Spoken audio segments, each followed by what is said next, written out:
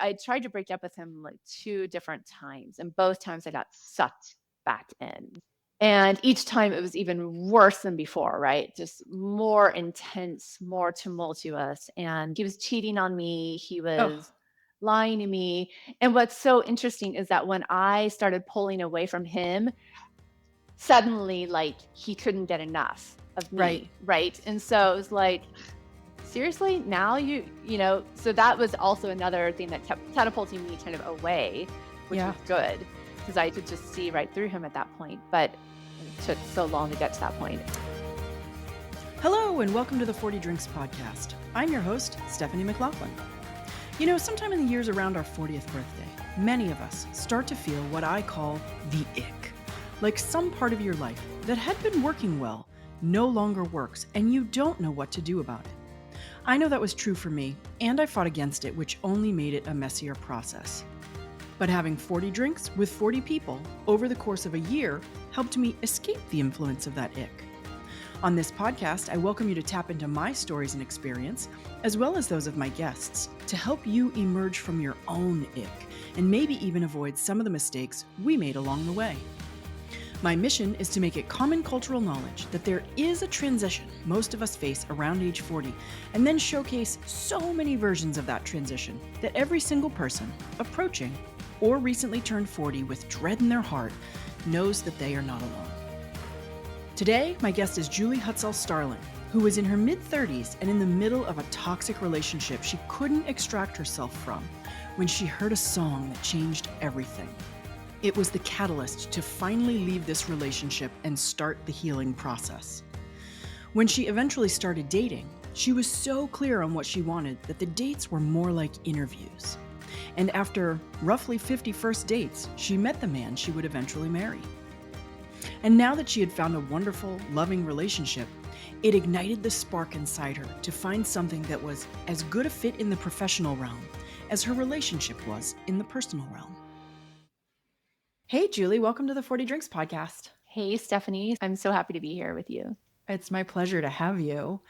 You know, when I start these conversations, most often I really want to get a sense of who people were as a younger person and what forces shaped them into being the person they were in their early to mid 30s, because that's when this transitionary period usually hits people, sometime between 35 and 45. We're not all on the same schedule, but I know you sort of fall into that timetable. So can we start today by, will you tell me a little bit about what forces shaped you and kind of how you became your 30-something self? Yeah, sure. So I would say probably the biggest force that shaped me was growing up with an alcoholic mother, a single mom. So my parents divorced when I was 6 or 7. And so my mom was a primary caregiver, and she was an alcoholic and she was abusive. And so that's how I grew up. I grew up on eggshells, hiding from her, trying to not be seen Mm, and being berated. And, she was really ugly with me. And so that was what shaped me. mm. And as an adult, once I became aware, I didn't even know that this was unusual because I didn't know. It was just, That it was was, that was going to be one of my questions. yeah. Did you have any idea that this wasn't normal? No, not until I was in high school, in my junior year of high school. So this is when I start having other forces, other positive forces come in. Your mom was able to hold a job. She did work. Hmm. Okay. She was a functioning alcoholic. Okay. So the functioning part. Yeah. Yeah. Hmm. And so you said that she was not very nice to you when she was drunk. Was it mostly verbal abuse or was it physical abuse as well?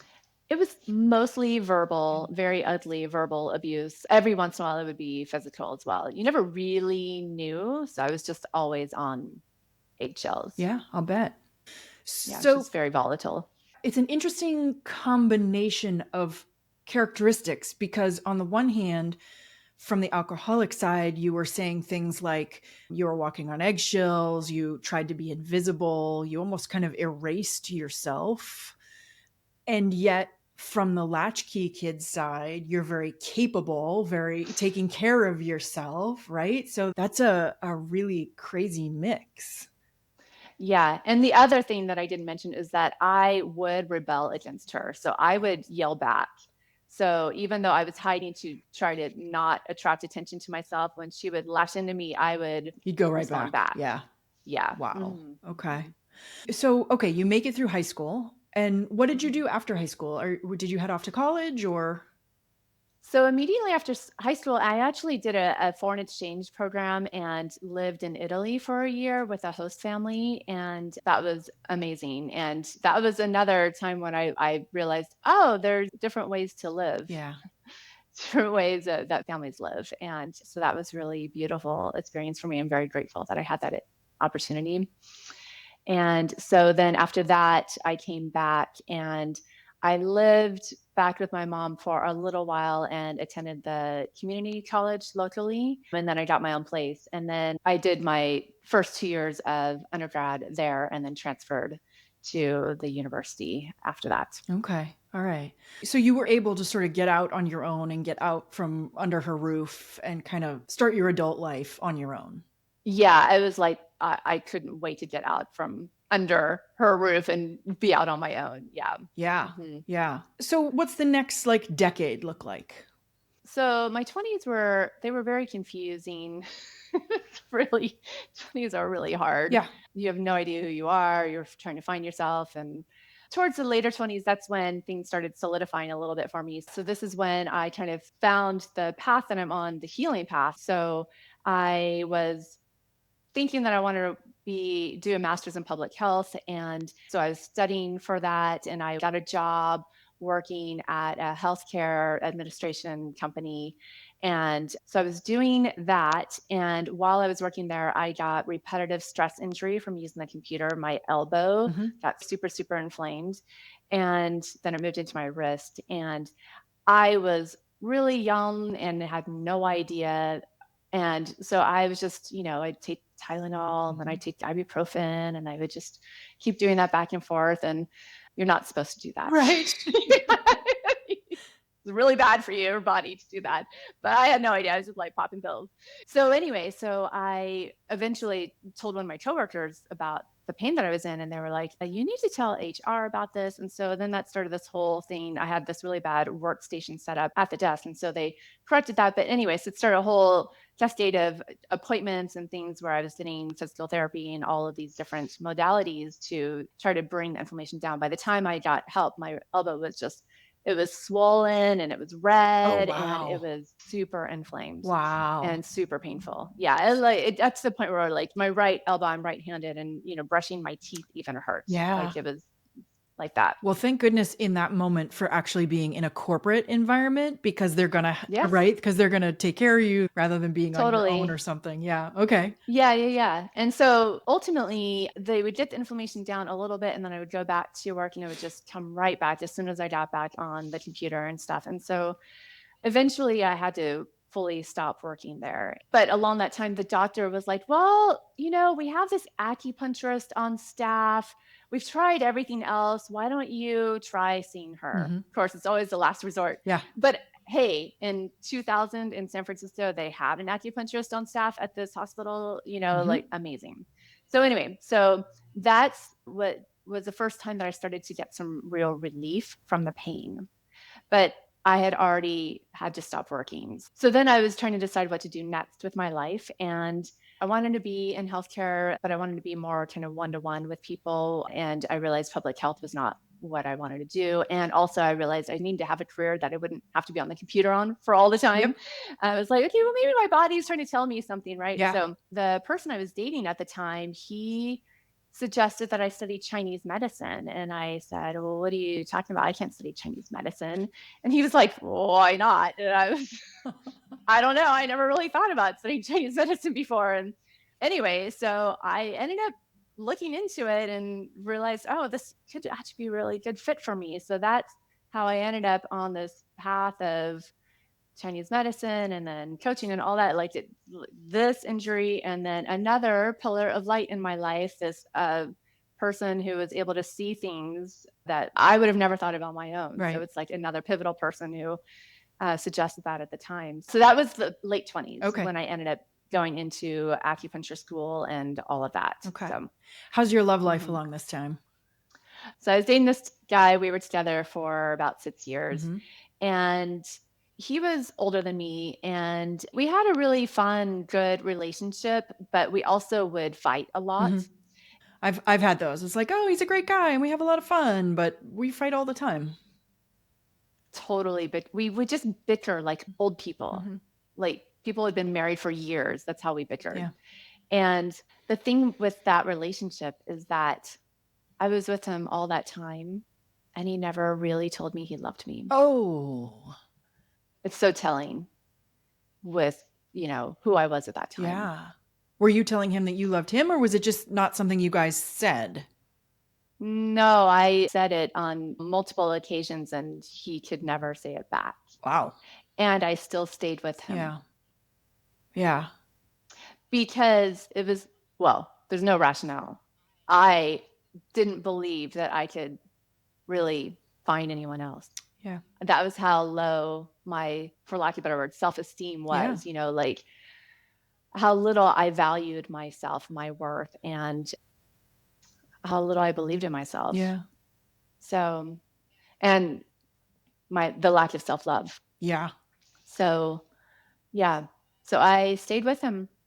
And then at a certain point, going on 6 years, I was like, dude, are we going to stay together? Are we getting married? What's the deal? I was in my early 30s.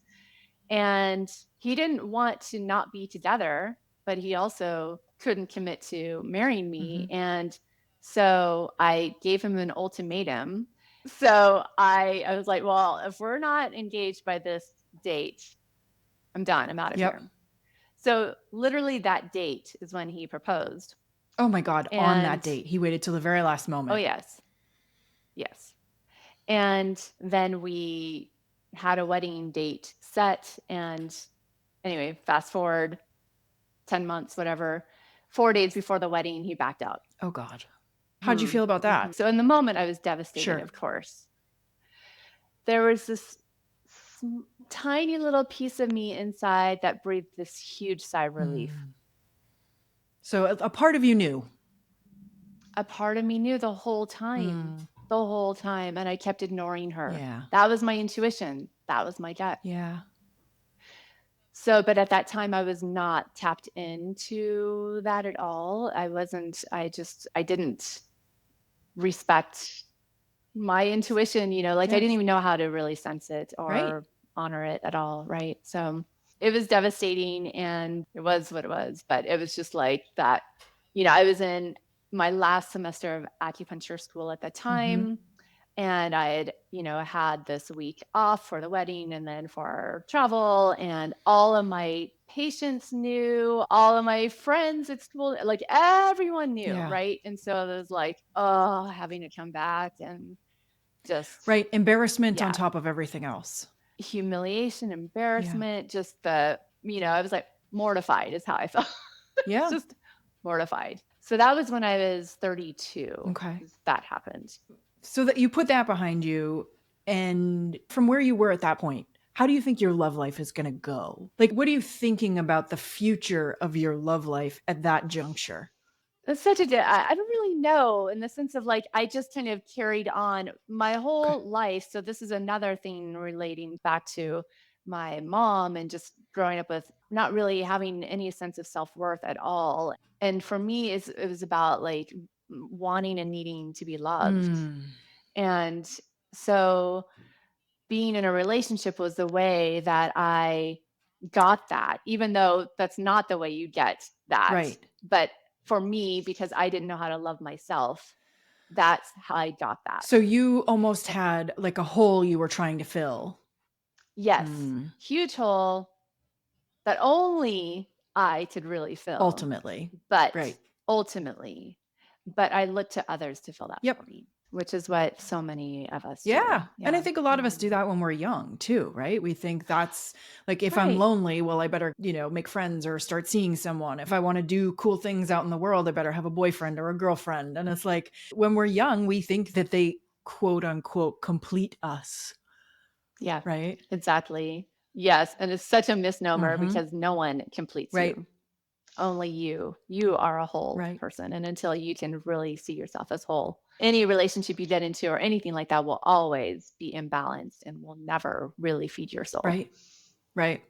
Mhm. So, speaking of which, you started to get out in the world and take up some new hobbies after this relationship falls apart. And tell me a little bit about that. Yeah, so I ended up moving states. I left California where I had been born and raised, except for the time I was in Italy, and I moved out to North Carolina Mhm.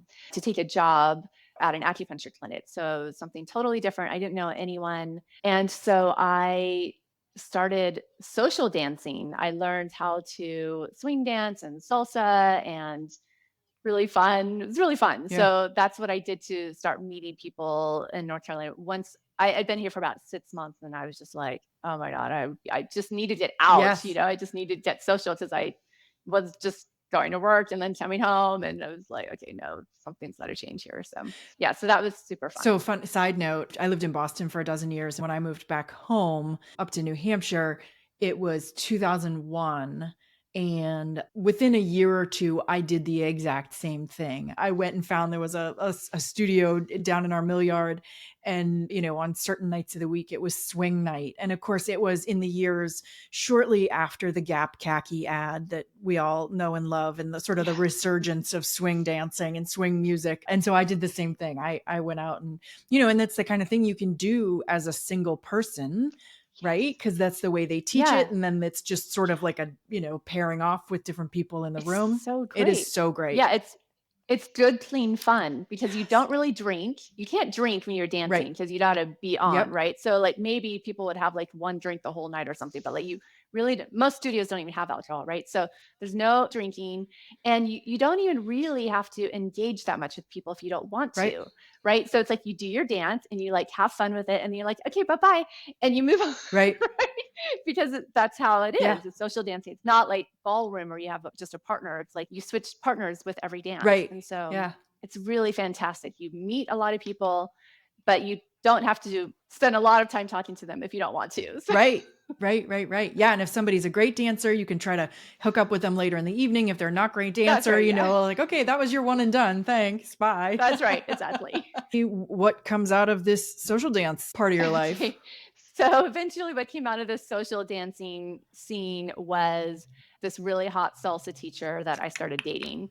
Oh, And yeah. yes, only it ended up being a total nightmare, and it ruined, like, my whole experience of salsa dancing and all of that too, unfortunately. Yeah. But yeah, so that's what came out of it, this steamy, sultry relationship that was the most toxic experience I'd ever had in my entire life. So, And that's saying something for a girl who grew up in an alcoholic household.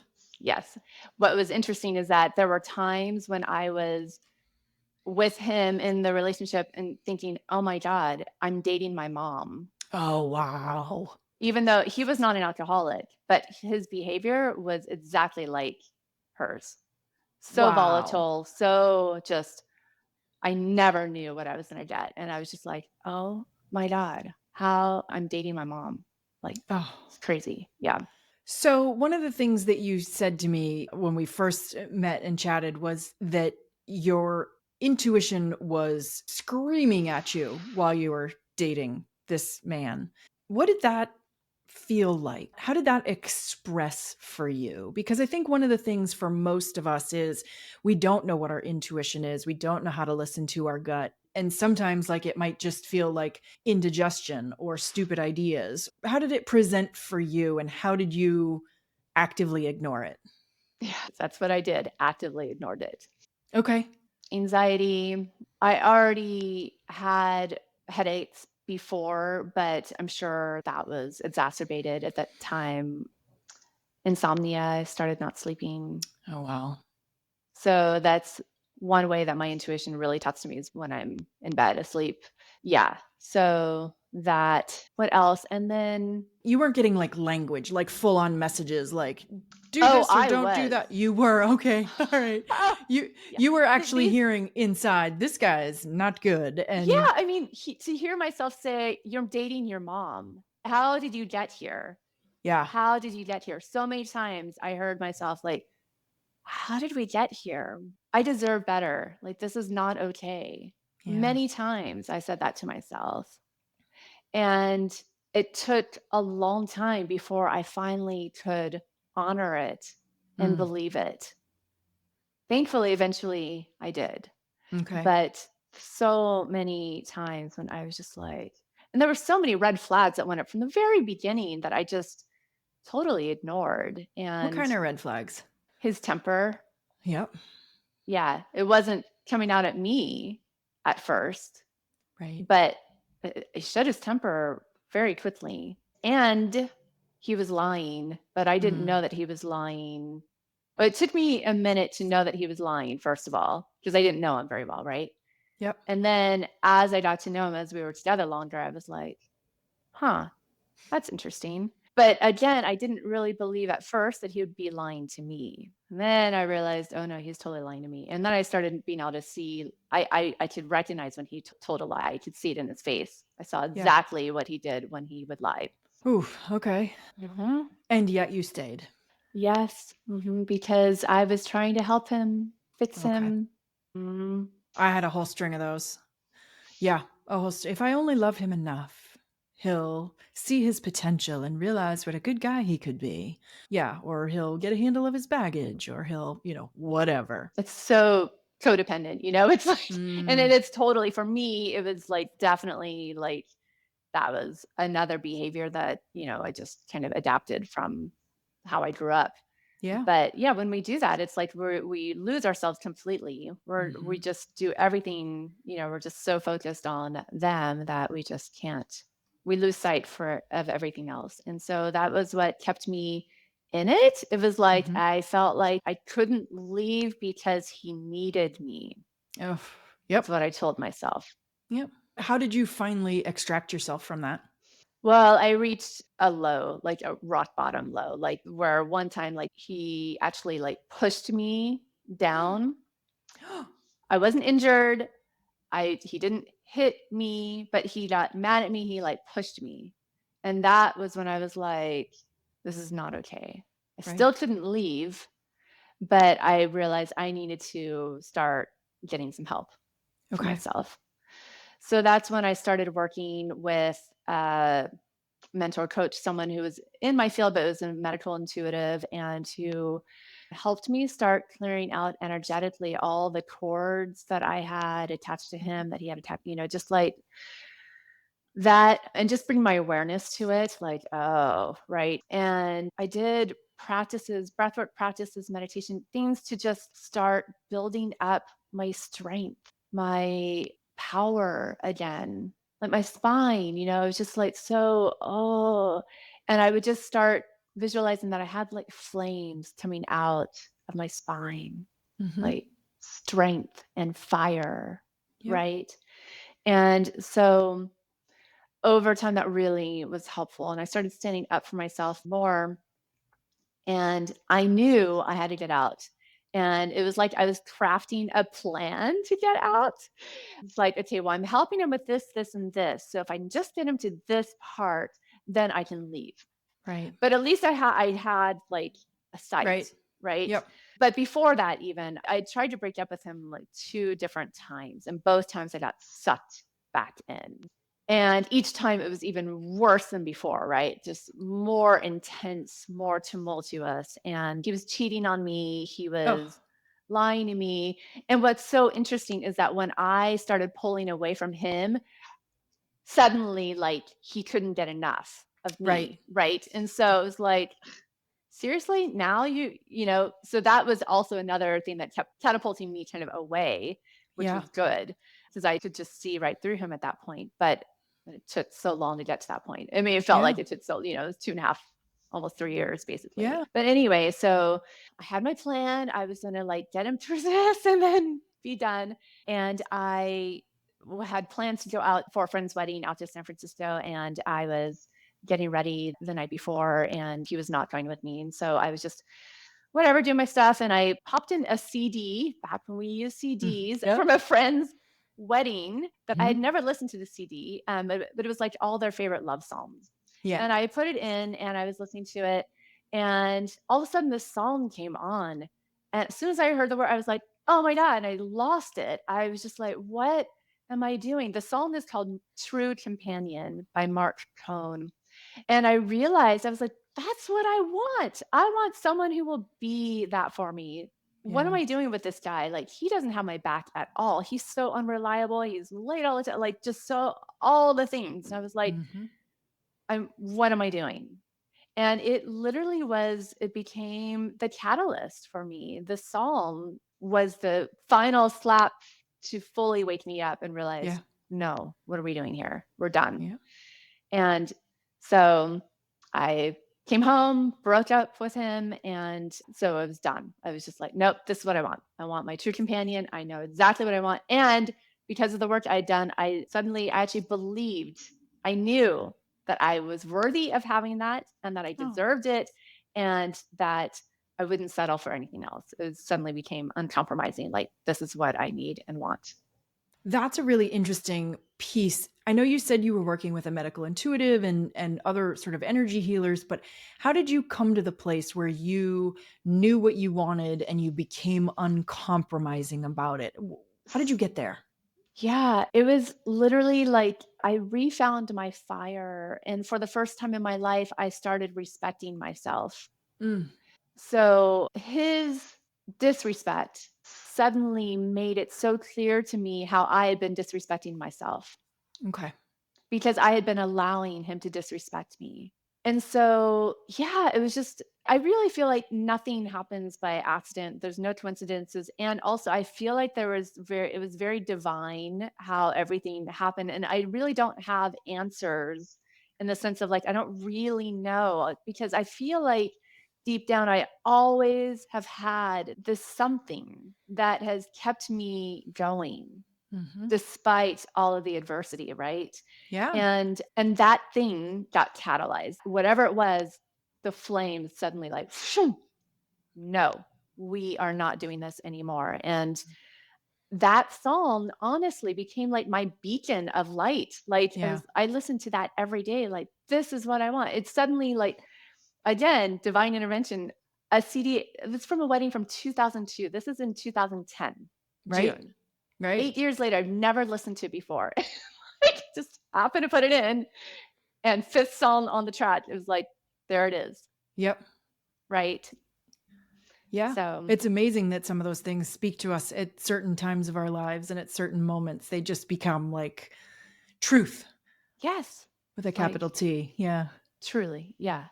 All Mhm. right. So you broke up. You finally decided that or finally came to a point where you could respect yourself and you knew what you wanted. Where did you go from there? How did you find what you wanted? I started online dating, yes, but I was so clear about what I wanted. Mhm. Now, I had online dated, dabbled in it a little bit before, but this time I was so clear about what it was that I wanted that what I found was really interesting is that when I would meet someone for a date, like I was like interviewing them. Mhm. Is he my true companion? Could he be my true companion? Oh, definitely not. He's not my true companion. Like all of my intuition was right there. If I sensed a red flag, even the smallest bit, no, Mhm. it's not. And I suddenly stopped compromising. Mm. So again, that I was what was so clear to me is that I cannot compromise again. Right. There's no compromising in the sense of course, in relationship, you compromise, right? Like where do you want to go to eat or whatever. But like on what your truth is and what you need and what your desires, like what your true truth Yeah. is, you cannot compromise on that. Yep. That was a lesson I learned from that other relationship and from everything up until then. Yep. Hi, we'll get back to the conversation in just a minute. We're about halfway through this examination of midlife transition. And if you're enjoying Julie's story and finding comfort or maybe a sense of camaraderie in her journey, I would love your support. Hit subscribe, leave a review, or share this episode with a friend who might appreciate this insight into life's unexpected twists and turns. Your engagement helps me continue to bring these amazing stories to light. And who knows, maybe you'll help someone discover a part of themselves they've been searching for. All right, back to Julie. And so I approached online dating from that perspective. And it ended up being like my second full-time job. So I didn't waste time chatting with people or, like I was like, we need to meet. We need to meet because that's really the only way, you can really like see the person and like and connect and see if they're real. Because people they can make up whatever they want. Now more than ever, now there's AI. Right. So you don't even know who you're talking to, right? Right. Back then it was still human, but you could still say whatever you want. You don't really know until you meet the person. So we'd meet for coffee. I learned early on, don't do a meal, just meet for coffee Yeah. or a drink, but like so basically, 1 week I had 8 dates in 1 week, and that was on top of my full-time job. Yeah. It's like in the evening or lunch or whatever, so Yeah. so yeah, I was busy. I was busy vetting people. My last couple of years in Boston, I did some online dating too, and I remember it got to the point where I'd schedule the early date and the late date. Yes. I had a brunch Yeah. date, and then I had, like, a drink Right. date in the evening. Right. Yeah. Yeah. Yeah. Yeah. Just crank them through. And so I Totally. love this part of your story because it's not just a fabulous Adam Sandler, Drew Barrymore movie, but you literally went on 50 first dates. Yeah. Wow. How long did that take I you? mean, plus or minus like Yeah. 3 date. Yeah, it was very close. Yeah.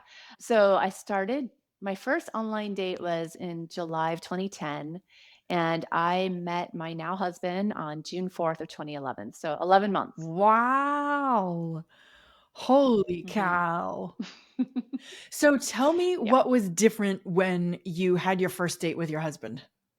The biggest thing that was different is that I mean, I met some really fun, cool people in that time, right? Mhm. But when he and I met, within the first hour of us talking, I had this thought cross my mind. I could see myself marrying him. Mhm. And I was like, "Huh?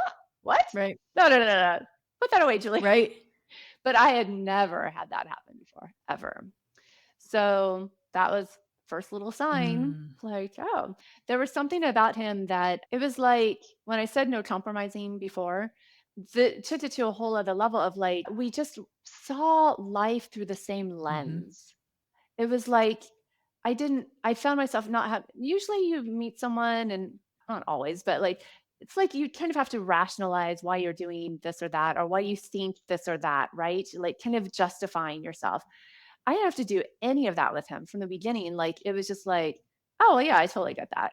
Yeah. Like I don't know. There was just something where it was just so easy, and I could just sense that he was just such a good, sweet, nice, kind Yeah. person. And yeah, he was just a really good egg, and I could just sense it immediately. But yeah, that thought that crossed in my head, that was the biggest thing that I was like, oh no, Yeah. ignore that, Julie. But it was true. Yeah. That was my intuition. Like, yeah. I had a really bizarre experience the night I met my husband. So I like to say we met the old-fashioned way. We met at a bar, and I was at this bar with friends, and we were kind of on a banquette, against the wall around a table. And my husband, my now husband, was there with friends, and they were sort of over at the bar. So I don't know, 15, 20 feet away from us. And there was a moment before anything kind of happened, I kind of saw him, bebopping around his friends. And I had this very bizarre, like you've seen it like in movies or something where like everything else just kind of gets like out of focus. And like only that, like only it was just the back of him. It was like his back and his head. And I could just kind of see him.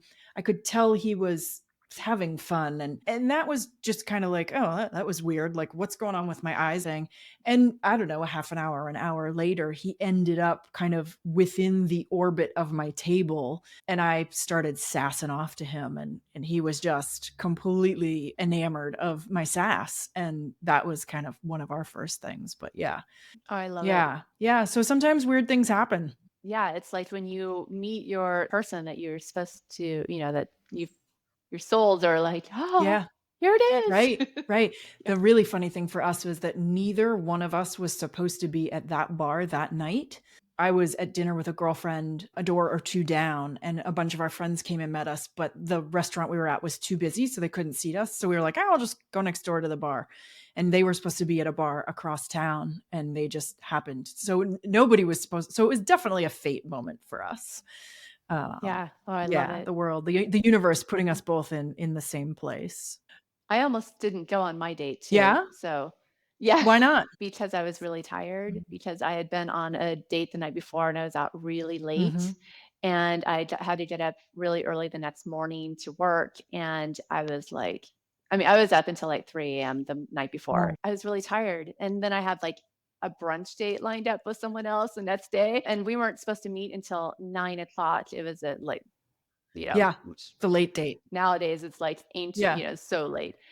So, yeah, so I was like, "I don't know." So I told him I would call him when I got off of work or whatever that afternoon, and when I called him and I was speaking with him, I was like, "Oh, I really liked his voice." Mhm. I was like, "He sounds so nice." And I was like, "But I'm really tired." So I was like, "Okay, well, let me take a nap and then I'll call you back." And so anyway, Yeah. thankfully Disco nap for the thankfully the win. ins Yeah. yes, it's truth, Julie. She won out. She was like, "No, Julie, you need to go on this Yeah, date." get out of bed. How old were you when you met him? Like, late 30s at this point? Yeah, so I was Okay. 37 when we met. Alright. Mhm, Yeah. mhm. And then you got married the year you were 40, right? Yeah, so right before I turned 40, yeah, we got married in May and I turned my birthday's in July. So yeah, yeah. Yeah. Mhm. Wow. Okay. So this is a wonderful sort of arc of your romantic story and getting your feet under you from a self-esteem and a respect point of view and kind of getting where you wanted to be with your relationships. But I think there's a parallel story here as well around work and around burnout, right?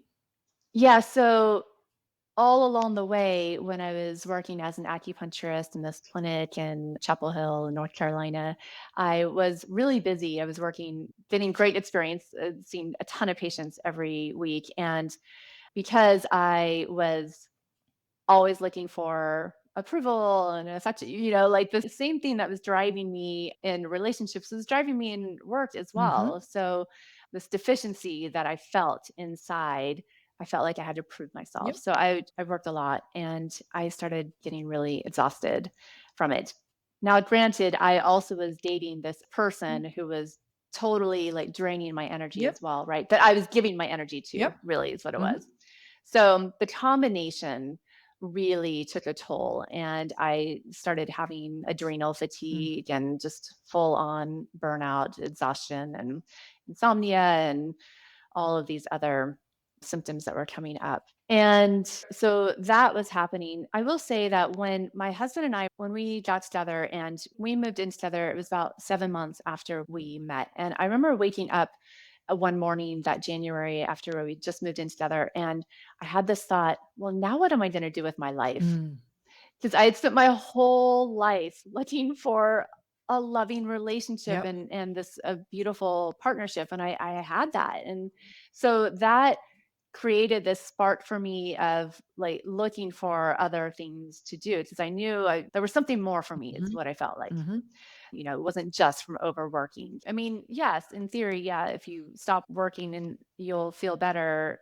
But no, it's more because, like I said, I would go on vacation and then I would come back and it'd be like, oh, right back at it. Mhm. Or I would, change up my hours. And so there was this misalignment underneath going on.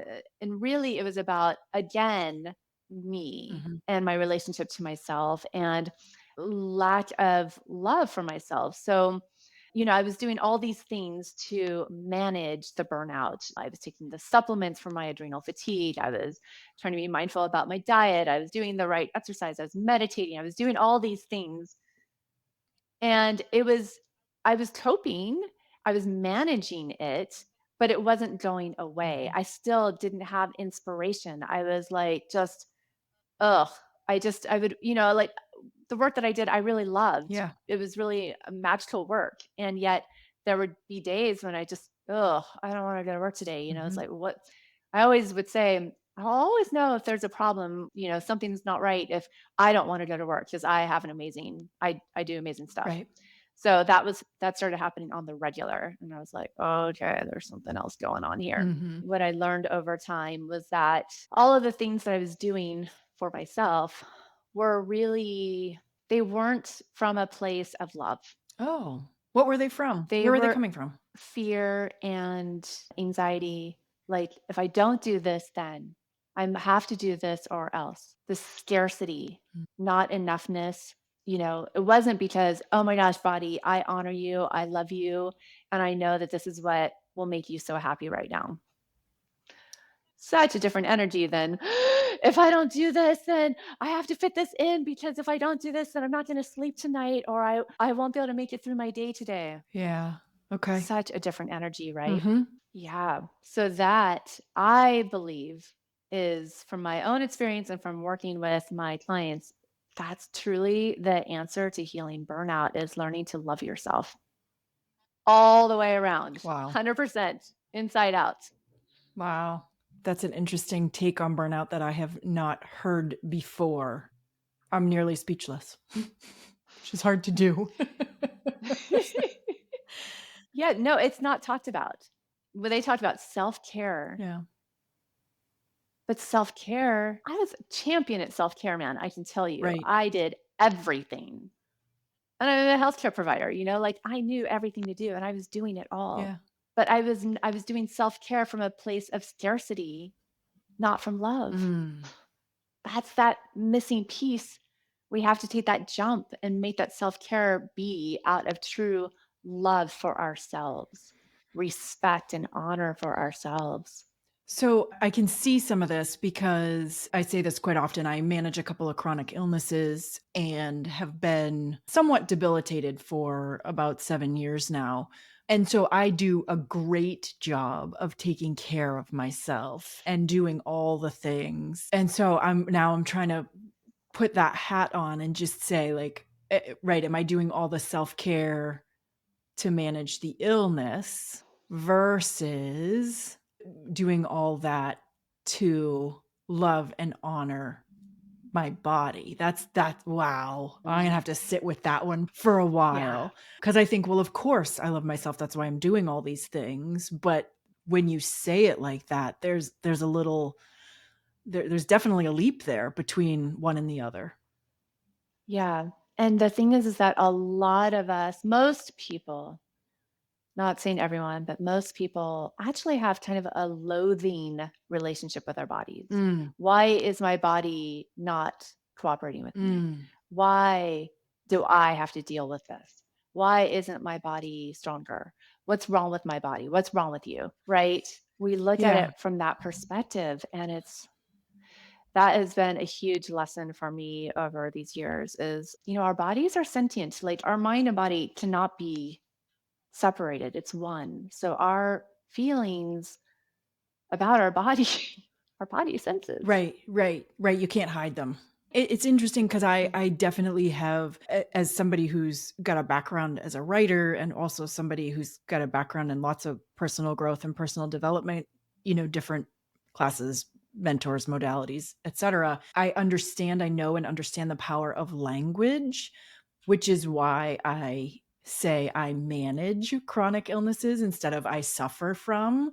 And I've also had people reflect back to me that I do a good job of, there's no victimhood, there's no woe is me. It's just this is kind of where, what I'm dealing with, in this phase of my life. But I have had to think specifically about, don't get me wrong, there are days you get frustrated and days you mostly I Sure. wish I could do more. But I do have to look at it and thank it and say, "You did a great job today," or I actually just had that day yesterday. I was out I had a surgery in the fall, and so I went to physical therapy, and after physical therapy, I went out and I did 4 errands. I stopped at Target, I stopped at REI, I stopped at Whole Foods, I stopped at Staples, and at every stop, I thought, "Oh my god, a couple of years ago, I would not have had the energy for this." Like, go you. It was actually Yeah, joyful to think like, it's amazing. look at me. I can go out and go to 4 places after Yay! work, you know? It Yes, was celebrating, yeah. totally. Yeah, yeah, yeah, Yeah, yeah. But I'm gonna have so to sit good. with your nuance there because yeah, I'll do anything to, continue to improve and, gain strength and vitality. So if it Yeah, means I have to totally. make another leap, I'm happy to do it. Yeah, yeah, well, yeah, it's a practice, right? Mhm. It's a practice. Yeah. So, And these things build on each other. Like you don't end up getting all the yes. way there in your first pass at it. You learn something and then you go again and then you learn something and you add it to your mix and you learn something. And when I talked to Stephanie Rose a bunch of episodes ago, she said that, life was a process of learning and forgetting. And right. So you forget some of the things that worked well for you and you have to remember them. And so, yeah. Yeah. Mhm. Okay. So back to you though. Where did this take you professionally? Yeah, so ultimately, this recognition of what was going on, and also there was another part of the understanding of where the misalignment was. So I knew I was definitely coming at it from a place of scarcity and, not from love. Mhm. And then I also realized, so I had gotten into the Akashic records. I started learning how to read the Akashic records. And when I did it on myself and understood what my soul gifts were, what I found was that the way I was showing up in my practice, my acupuncture practice, was very misaligned for me, Mm. for my gifts. And because I love to give people practical tools that they can use to heal themselves and really take the healing into their own hands. And it's kind of opposite of what most people come in for. Well, our whole healthcare system, in general is just about, oh, we'll take care of you, Yeah. right? But we'll just give you drugs, we'll give you this, right? So acupuncture is amazing, right? It's really helpful for so many different things. And I love it for that. Mhm. And it also, many people who seek it out are really, they're desperate and it's like their last resort and they're looking for help. Yep. And nothing wrong with that at all. And I would give them all of this stuff that they could do on their own and all these different things. And then they would come back next week and they would have, yeah, They exactly. would have They forgotten just, everything you said, they wouldn't have tried anything, yeah, or they might have tried one thing half-heartedly once and it didn't work perfectly, and so they said, "Forget it, it doesn't work." yes. Not everyone did that. I had definitely had some who really were excited about taking their health into their own hands, but the vast majority of people who come in are not really looking for that. They're just looking for relief. Mhm. And for me, that was a misalignment because I was putting in all of this energy to help them and I wasn't receiving that energy back in the sense of like they weren't showing up for themselves. Right. And so when I started understanding how that was playing out in my day to day as well, then it really allowed me the opportunity to step back and reevaluate how I was doing everything. Mhm. And ultimately, I ended up closing my practice. And by closing my practice, when I did that, then it freed us up to no longer have to live where we were living Mhm. because my husband already worked remotely and I was the one who had the day to day stuff that had to go in. And so it freed us up. So we ended up moving out to this beautiful town out on the coast of North Carolina. And we've been out here for almost 2 years now. The move and just kind of create a whole new life in this new area really opened up doors that I never dreamed would be possible before when we were living where we were living. Mm. And I had no intention of actually seeing patients again, but I ended up doing it. So I teach Kundalini yoga, and before I even moved here, I found a yoga studio that was open to me teaching there, and so I had that set up, and so I started teaching classes and the owner of the studio said, we have this room here that you could use to see patients if you wanted. And I was like, not interested. Thank you. But how much is the rent by the way, Right? and because she was like, we really need to in this, it's a small area and there really aren't any alternative providers out here or very few. Mhm. So what I realized in the next few weeks is that I could approach this from a totally different way, like I don't have to be the acupuncturist. I'm here. They know me as a Kundalini yoga Yeah. teacher. I happen to have all of these other tools that I bring in, oh, by the way, I also do this. And so I realized I could also set it up differently in that I also do medical qigong, which is energy work. I do Mm. sound healing. I do all of these different things. And so I re-envisioned how it could look. Before, I felt very much like my practice had to be the way it was Yeah. because that's how everyone else was doing it. Right. And so I'm so grateful that I had, all of the, the burnout, the understanding my distance stuff, because then I realized, oh, I can do this very differently in a way that really feeds me. And so that's what I've done. And it's been so great. I've been doing it now for almost, I just really been seeing about a year and a half now. Hmm. And it's so fun. I really love it. And I leave every day feeling energized, not burnt out. Right. And so it's really magical. Wow.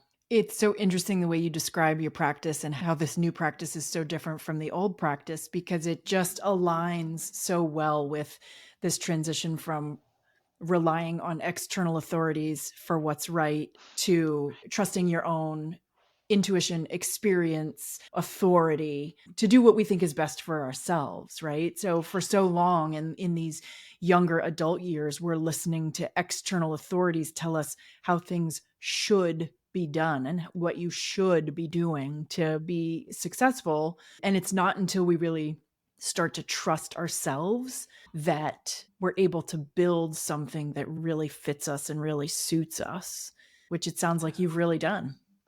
Yes, yes, and I love that you brought that up, Stephanie, because that's 100%. I mean, I was like, square peg trying to fit into this round hole, the whole time, and I was like, "What's wrong with me?" It's like, "What's wrong with me? Right? Why isn't it working for me?" Right? That's Yeah. what we asked ourselves, like, "Well, what's wrong?" Like, we immediately go to, "Well, there's something wrong with us," when really it's like, "No, we're so much bigger Right. than that." We're so much more. And by trying to squeeze ourselves into this tiny little thing, it's like doing everyone, the world, a huge disservice by you not really showing up fully as you. Yeah. But we're not, that's not really shown as an option to us when we're younger. And even if you are going out on your own in a business or as an entrepreneur, it's really hard sometimes to Yeah. break out of the mold It is. that has been set. All these trainings, all these courses, all these things, right? Yeah. It's like, no, you don't belong in any of those things because you're totally unique and you have so many things to offer that only you can bring to the table into the world.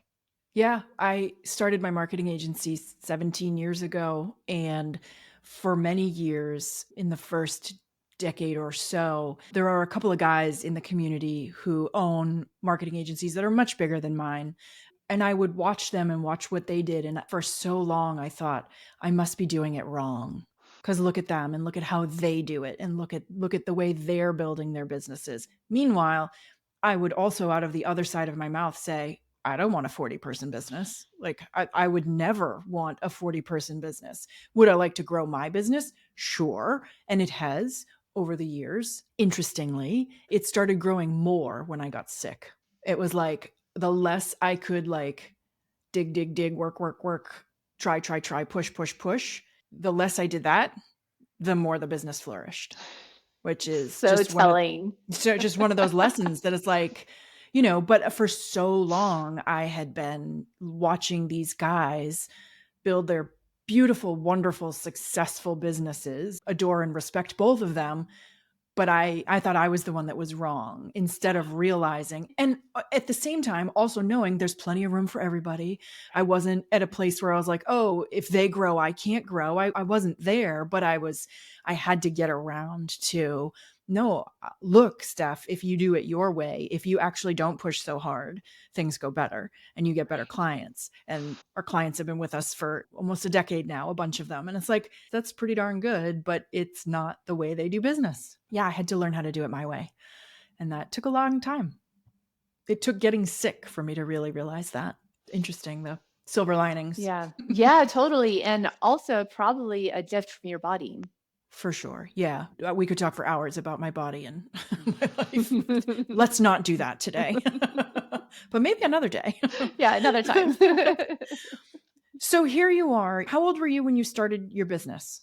Okay, so the re-envisioned business? Yeah, so I was, let's see, that was 2 years ago, so I guess 47, 48, Okay. 47. Yeah. Okay.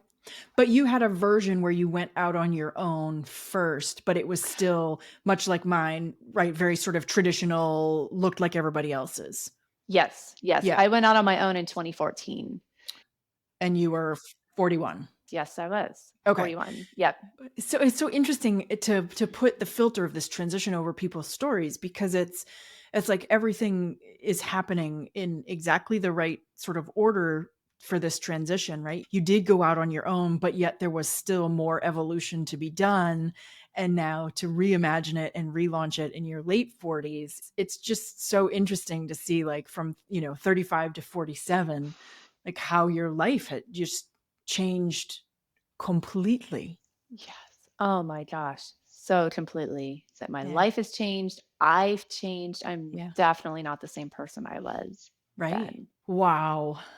Well, Julie, I just adore your story, and I want to thank you so much for sharing it, and really just in so much detail. And you've been very, very generous with your story and your background. So thank you so much for joining me today. Oh my gosh, Steph, it's been so much fun to be here with you and an honor and privilege. So, yeah, many thanks for the opportunity to share the story. Hopefully, it inspires and helps others. Thanks so much for listening today. You know, having this conversation with Julie got me wondering, is it a universal experience that we have these toxic relationships as young adults? I know that I had more than my fair share of them, but I can also now see, with the gift of time and hindsight, the ways in which I actually contributed to the toxicity in some instances. Sometimes it was as simple as just staying in the relationship that was contributing to that toxicity. And other times it was ways in which my baggage or upbringing or expectations interacted with my boyfriend's baggage or upbringing or expectations. And if there's one thing I could tell people who are in those kinds of relationships, it's that when you, like Julie, hear a little voice inside your head, your heart, or your gut tell you that you deserve better, believe it, because you do. When you hear inside your head thoughts bubbling up that say, this is not okay, I'm here to tell you that it's the truth. And I'm not saying that the other person is 100% to blame for the circumstances of that relationship. That's not really true. Sure, they may have their issues, but so do you. You're the one staying, aren't you? That's an issue right there. In situations like this, I'm always reminded of the advice that I got from an old psychic friend and mentor who would say to me when I would complain about the circumstances of one relationship or another. He would say, "What is it about you that makes this okay?" Meaning, yes, he or she may be toxic or addicted or any number of other things, but you are the one staying. You are the one justifying.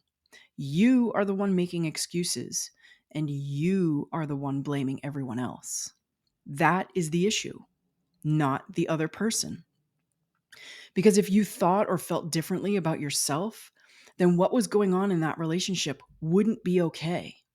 And maybe you're at a place where you can already say that it's not okay, but if you were really there, it would be not okay to the point where you would honor and respect and love yourself enough to leave that relationship or situation. The other thing I wanted to point out in Julie's story is that she went through actually two distinct transitions around midlife. The first one was in her relationship with herself and her romantic partners, and the second one was in her professional life. And all told, those transitions took her about 12 years to make her way through. From the time she broke up with that toxic boyfriend to the time she started her business her way was a little bit more than a decade. And I think that's a reasonable expectation with these midlife transitions. They're not usually fast. They usually take time because they come about when we change our relationship with ourselves, and that takes time. Usually it starts with an awareness of something being wrong or off or not right. Then we go searching for answers. Then there's trial and error. And then once we've figured out the trials and the errors and come to something that we like and we think is going to work, there's learning new habits, there's making lifestyle changes, and that all takes time. But the other thing to point out, lest you start to get upset with how long a transition might take, is to remind you that in Julie's case, all that transition happened after she left the toxic relationship. So it wasn't all bad time. It wasn't all hard time. It wasn't all struggle. In fact, she spent a lot of that time focusing on herself, learning about herself, learning to love herself. And it was learning to build the life she wanted instead of the life someone told her would fit her. So while these transitions can play out over a long time, it's not all hard work and strong focus. It's a process. And that process includes expansion and growth and transformation. Think about when you throw a rock into a calm body of water. The event itself, the rock landing in the water, might cause a splash, but it's going to take time for those gentle ripples to make it to the shore. So that's a nice analogy for this transition. It isn't all splash, it's ripple too. All right, next week I have something really special for you. It's episode number 100 of the 40 Drinks podcast, and you are going to meet my very best friend of more than 30 years. He is also the person partly responsible, or fully responsible, for pushing me over the hump to do the original 40 Drinks project, which ultimately turned into this podcast. Adrian Walker is a columnist and associate editor at the Boston Globe, and he hosted the exceptionally popular podcast that was released last fall, Murder in Boston, the untold story of the Charles and Carol Stewart shooting. Adrian and a team of investigative reporters revealed hard truths, unveiled explosive new findings, and changed the narrative of a story that was long cemented in Boston lore. So if you haven't already listened to that podcast, I highly recommend it, and not just because it's hosted by my very best friend. It's great. All right, I'll see you next week.